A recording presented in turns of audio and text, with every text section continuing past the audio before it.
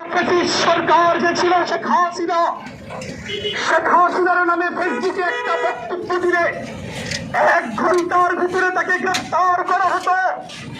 শেখ হাসিনার বাবা শেখ মুজিবের নামে কোনো বক্তব্য দিলে 2 ঘন্টার ব্যবধানে তাকে গ্রেফতার করা হয়। বর্তমান প্রধান উপদেষ্টার বিরুদ্ধে কথা বললে 24 ঘন্টার বিরুদ্ধে 24 ঘন্টার মধ্যে তাকে গ্রেফতার করা হয়। স্বরাষ্ট্র উপদেষ্টার বিরুদ্ধে কথা বললে 24 ঘন্টার মধ্যে তাকে গ্রেফতার করা হয়।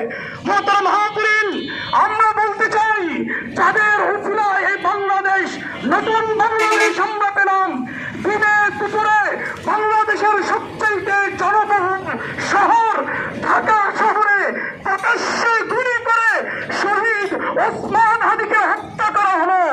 আজকে 7 দিন পর্যন্ত এখনো পর্যন্ত কেন তার খুনিদেরকে গ্রেফতার করা হয় নাই?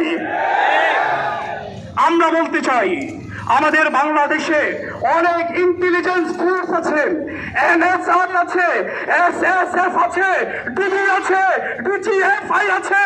এরা থাকা সত্ত্বেও হাদির খুনিরা কিভাবে বাংলাদেশের বর্ডার ক্রস করে ইন্ডিয়াতে পালিয়ে যায়, জাতি জানতে চায়, ঠিক কিনা বলে?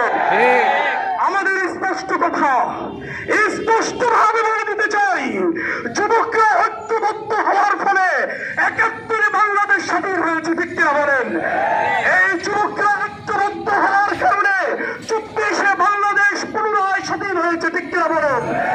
এখন যদি আবার যুবকরা ঐক্যবদ্ধ হয় ভারতীয় আধিপত্যের বিরুদ্ধে, প্রয়োজনে বাংলাদেশের সামরিক বাহিনীর নেতৃত্বে আমরা আবার যুদ্ধ করবো, ঠিক কিনা বলেন?